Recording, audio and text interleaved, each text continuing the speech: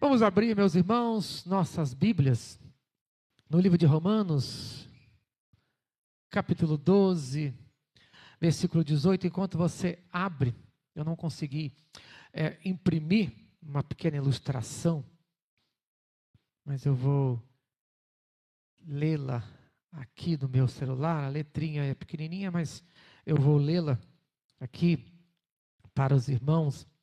Essa ilustração eu já contei aqui, mas ela é muito interessante. O nome dessa ilustração chama A Ratoeira. É uma fábula infantil, mas que tem uma moral bem interessante. Diz assim: um rato, olhando pelo buraco na parede, vê o fazendeiro e sua esposa abrindo um pacote. O rato logo pensou em que tipo de comida poderia ter ali, já pensando em ganhar vantagem. Mas logo ficou aterrorizado quando descobriu que era uma ratoeira. Então ele foi correndo para o pátio da fazenda, gritando e gritando: tem uma ratoeira na casa, tem uma ratoeira na casa. A galinha, que estava cacarejando e ciscando, levantou a cabeça e disse: desculpe-me, senhor rato, eu entendo que é um grande problema para o senhor, mas isso não me prejudica em nada e não me incomoda em nada. O que eu tenho a ver com isso? O rato foi até o porco e disse: tem uma ratoeira na casa, uma ratoeira, senhor porco. O senhor porco, muito polido, disse: desculpe-me, senhor rato, mas não há nada que eu possa fazer a não ser orar por você. Fique tranquilo que o Senhor será lembrado em minhas preces. O rato dirigiu-se então à vaca. Ela disse: o que, senhor rato? Uma ratoeira? Por acaso estou em perigo? Acho que não. Então o rato voltou para casa, cabisbaixo, abatido, para encarar a ratoeira do fazendeiro. Naquela noite, ouviu-se um barulho, como de uma ratoeira pegando sua vítima. A mulher do fazendeiro correu para ver o que havia pego. No escuro, ela não viu que a ratoeira pegou a cauda de uma cobra venenosa. A cobra picou a mulher.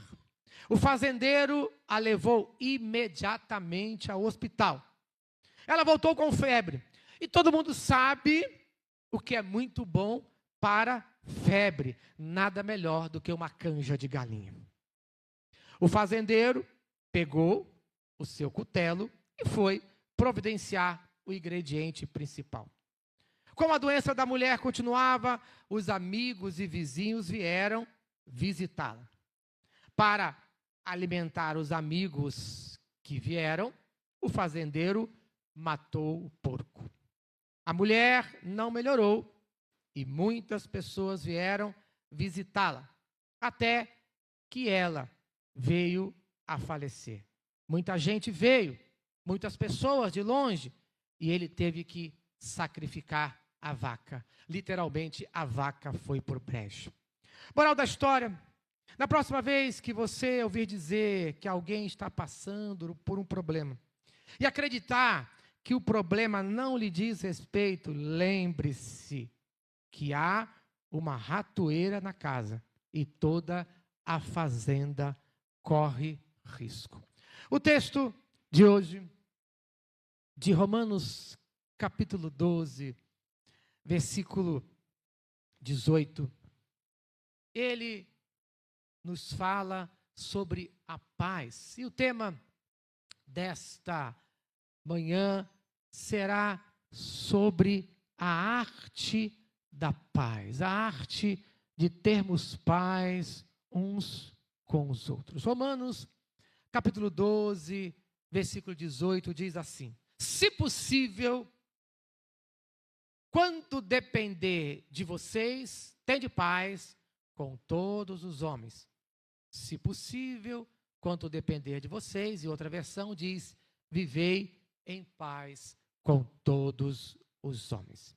Em Romanos capítulo 12, versículo 18, que nós acabamos de ler, É um versículo que nos desafia, é um exercício prático, que nos convida a termos uma qualidade ou uma virtude essencial para a vida cristã e para a convivência em sociedade, que é a busca pela paz. O apóstolo Paulo nos exorta a fazer o que estiver ao nosso alcance para vivermos em paz com todos. Mas o que significa viver em paz? Como podemos ser pacificadores? Como podemos viver a arte da paz em um mundo muitas vezes marcado por conflitos? O texto em questão e a palavra de Deus em geral nos dá algumas dicas, algumas palavras em especial.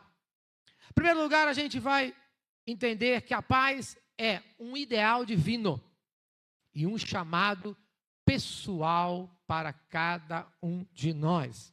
Em Lucas capítulo 2, versículo 14, diz que glória a Deus nas alturas, paz na terra, boa vontade para com os homens. Lucas capítulo 2, versículo 14. Nós aprendemos que essa é a vontade de Deus, a paz. Não é apenas uma ausência de conflitos, mas um estado de harmonia, justiça e bem-estar. É o ideal que emana do próprio caráter de Deus, o Deus da paz. Em Romanos, capítulo 15, versículo 33, ele fala: o Deus da paz seja com todos vocês. Amém. Se espera que aqueles que o seguem sejam de paz. Salmo 85, versículo 10 fala: a misericórdia e a verdade se encontraram, a justiça e a paz se beijaram. Salmo 85, versículo 10. É um versículo que descreve o encontro harmonioso entre esses atributos divinos, simbolizando a união da misericórdia ou a bondade, em algumas versões, a verdade, justiça ou retidão, em outras versões, e a paz ou tranquilidade, em outras versões. Com a vida do Senhor, trazendo bênção e restauração em nossas vidas, quando nós temos esse encontro com Cristo Jesus. Somos chamados a agir. O versículo, ele nos fala, que nós lemos aqui, se acontecer, viva em paz. Ele não fala isso, mas ele diz, se possível, enquanto depender de você ou de vós, vivei em paz. Isso indica que a paz é algo que devemos buscar de forma ativa. Isso indica que exige um esforço e iniciativa da parte de cada um de nós. Cada um de nós tem a responsabilidade individual. A frase, quanto depender de você, é crucial. Ela nos lembra que, embora não possamos controlar as ações dos outros, podemos controlar as nossas próprias reações e atitudes. A responsabilidade primária de buscar a paz recai sobre todos nós. Reflita sobre o desejo de paz. No mundo sem paz, precisamos refletir e viver esta paz, pois quando lembramos do Natal, nós vemos que Jesus é o príncipe da paz e os seus seguidores devem ser da paz. Você busca ativamente a paz em seus relacionamentos ou se conforma com conflitos e desentendimentos? Mas ainda temos outra lição. Em segundo lugar, nós teremos obstáculos à paz. Ninguém disse que a paz seria fácil. Como superar esta questão dos obstáculos? Muitas vezes, o nosso orgulho e a nossa necessidade de ter razão nos impede de buscar a paz. Queremos vencer a discussão, não necessariamente alcançar a harmonia. Muitas vezes, falta de empatia, que é a incapacidade de se colocar no lugar do outro, de compreender suas perspectivas e sentimentos, é um grande obstáculo à paz. Muitas vezes nossas palavras são cruéis e assim tomamos ações impulsivas. Infelizmente, palavras ditas no calor do momento, ou ações impensadas, podem facilmente inflamar conflitos e destruir a paz.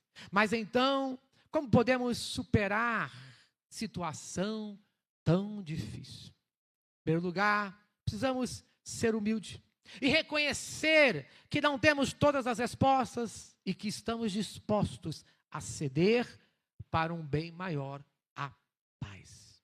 Em segundo lugar, precisamos de empatia, que é um esforço para entender o ponto de vista do outro, mesmo que não concordemos. Você já procurou se colocar no lugar do outro? Você já procurou ver a versão do outro? Contou a sua ou está se guiando apenas pela versão dos outros? Em terceiro lugar, é preciso de forma urgente aprender a controlar a língua. Pense antes de falar, escolhendo palavras que edificam e não palavras que ferem. Conforme fala Provérbios capítulo 15, versículo 1. A resposta branda desvia o furor, mas a palavra dura suscita a ira. Significa que uma resposta gentil e calma pode apaziguar a raiva, enquanto palavras duras, ríspidas, elas a intensificam, sendo um ensinamento fundamental sobre comunicação e sobre gestão de conflitos. Em quarto lugar, é preciso aprender a perdoar, estar disposto a perdoar e a pedir perdão. Então, no dia de hoje, temos que identificar os obstáculos que nos impedem a sermos mensageiros da paz. Peça a Deus sabedoria e força para superar a todos eles. Pois, terceiro lugar, viva a paz como um sacrifício e uma atitude de serviço. Viver em paz com todos pode muitas vezes exigir sacrifícios de nós. Pode significar renunciar a um direito. E o cristão precisa aprender que ser cristão não é exigir direitos, mas ser cristão é abrir mãos de direitos. Por isso, Jesus nos ensinou a andar a segunda milha, que significa abrir mão do seu direito em prol de outro. A busca pela paz é um ato de amor ao próximo, um reflexo do amor de Jesus Cristo, pois aqueles que amam, que têm a paz, Jesus Cristo os chamou em Mateus capítulo 5, versículo 9, de bem-aventurados ou felizes os pacificadores, pois serão chamados filhos de Deus. Ser um pacificador é servir a harmonia nos relacionamentos, na família, na sociedade, na igreja, seja onde estivermos. Ser um pacificador é construir pontes em vez de muros. É estar disposto a fazer sacrifícios para cultivar a paz. Lembre-se que a paz que você busca para os outros é um reflexo da paz que você tem, que você deseja para todos. Em quarto lugar, reconheça que somos limitados. Confie em Deus. Ele diz que, se possível, ele reconhece que nem sempre, infelizmente, teremos controle sobre todas as situações. Há momentos em que, apesar de nossos melhores esforços, o conflito pode persistir devido às ações de outras pessoas. Por isso, ele declara: quanto depender de você. Nos encoraja a não desistir. Devemos sempre fazer a nossa parte, buscando a paz ativamente. Quando nossos esforços pela paz parecem insuficientes, devemos confiar no Senhor da paz. Ele é quem pode trazer a verdadeira reconciliação e a cura. Faça a sua parte para promover a paz. Deposite a sua confiança final em Deus, pois Ele é soberano e pode operar onde nós não podemos. Esse versículo 18, do capítulo 12 de Romanos, nos desafia a sermos agentes de paz em um mundo que tanto necessita dela. Que possamos abraçar esse chamado, buscando ativamente a paz em nossos relacionamentos, superando os obstáculos com humildade e simpatia, confiando que Deus, o Senhor da paz, nos guiará e nos capacitará. Que a paz de Deus, que excede todo entendimento, guarde os nossos corações e os nossos pensamentos em Cristo Jesus. Amém.